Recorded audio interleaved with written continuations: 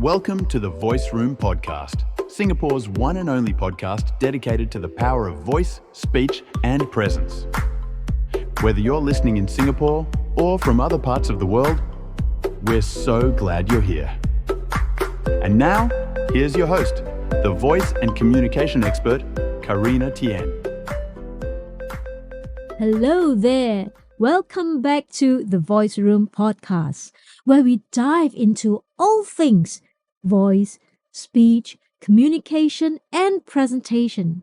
I'm your host, Carina Tien, a voice and speech coach with over 10 years of experience. I've worked with professionals across industries to help them unlock the power of their voice, enhance communication, and master the art of presentation. Today, we are talking about something I know many of us struggle with. That is saying no.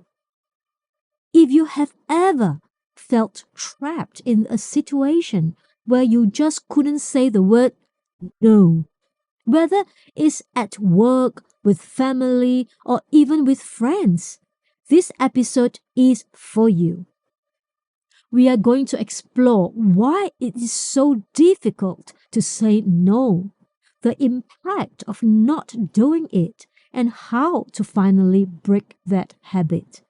Trust me, you will walk away with tools that could change the way you communicate for good. Yes! So let's get into it. Let's start by taking a quick look at a common situation. You are sitting in a meeting and your boss asks if you want to volunteer for a project. You feel the pressure to step up, even though you have already got a full plate. Or maybe a friend asks you to do them a favor, and even though you are exhausted, you can't bring yourself to say no. Sound familiar? Here's the thing. Not being able to say no is actually more common than we think.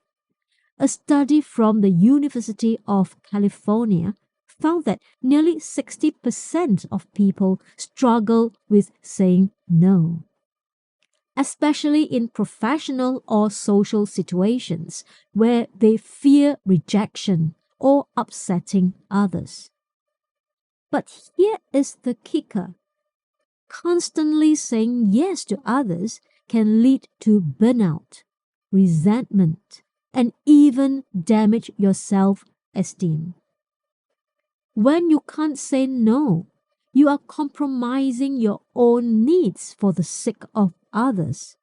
And that's something a lot of people don't talk about. So why? Why is it so hard to say no? Why do we feel like we are letting people down when we do it? Well, for one, it's rooted in a fear of conflict and rejection. Psychologist Dr. Harriet Lerner, an expert in emotional intelligence, says that many of us equate saying no with being unkind or unhelpful. We fear that by refusing a request, we are going to disappoint someone or damage a relationship. But here is where it gets interesting. Dr. Lerner argues that real damage happens when we say yes. Actually, inside us, we really wanted to say no. Think about it. You end up overcommitted, exhausted, and frustrated, which can harm your relationship in the long run. And that's not what we want, right? So how to fix it? How can we stop being people pleasers and start asserting our boundaries? Here is where things get controversial and kind of liberating. Saying no can actually be a form of self-care. Let's talk about the power of no. Saying no is not being selfish. In fact, it is necessary for your mental health and well-being. Think of this way. You can't pour from an empty cup.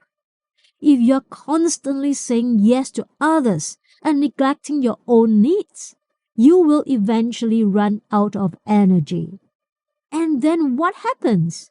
You are less able to help anyone, including yourself.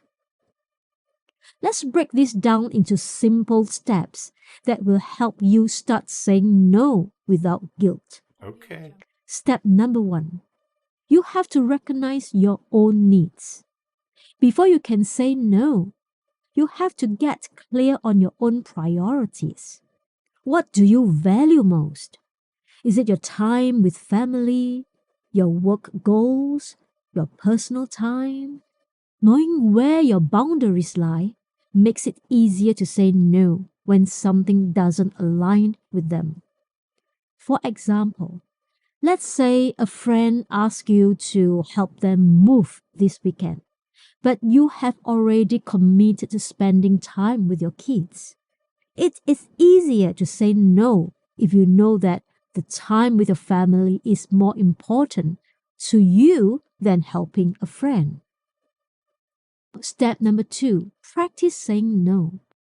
Now, I know it sounds easy to just say no, but for many people, it is actually hard to do it in the moment. So, practice in low-stakes situation.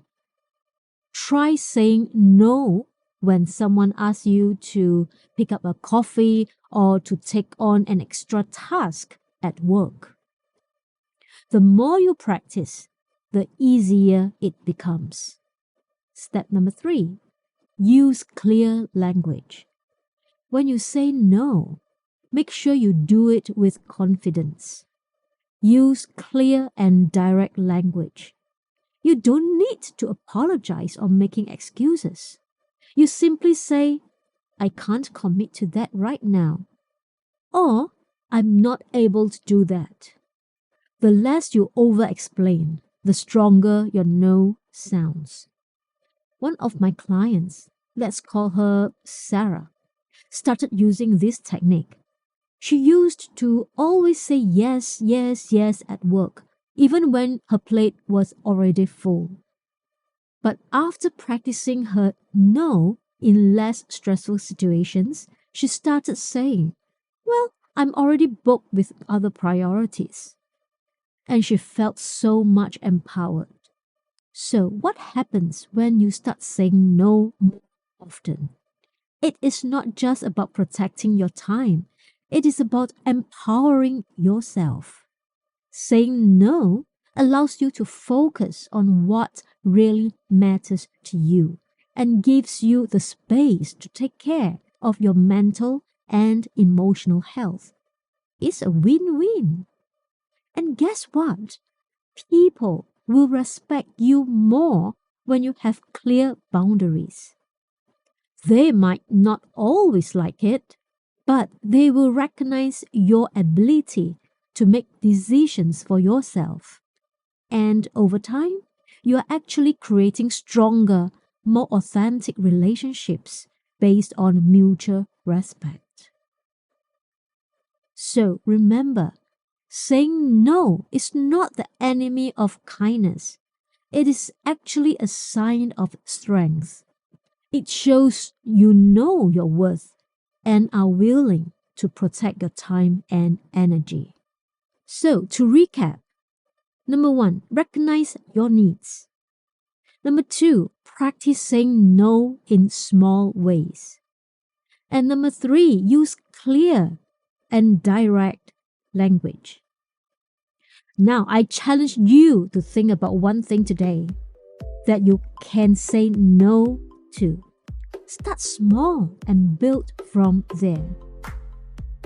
I hope today's episode helped you gain some confidence in saying no and show that it is not just about protecting yourself. It is about becoming the best version of yourself. If you enjoyed this episode, please hit that share button, subscribe, and leave a comment. Also, don't forget to follow us on Instagram at The Voice Room for more tips on voice, speech, and communication. Until next time, my name is Carina and you've been listening to The Voice Room Podcast.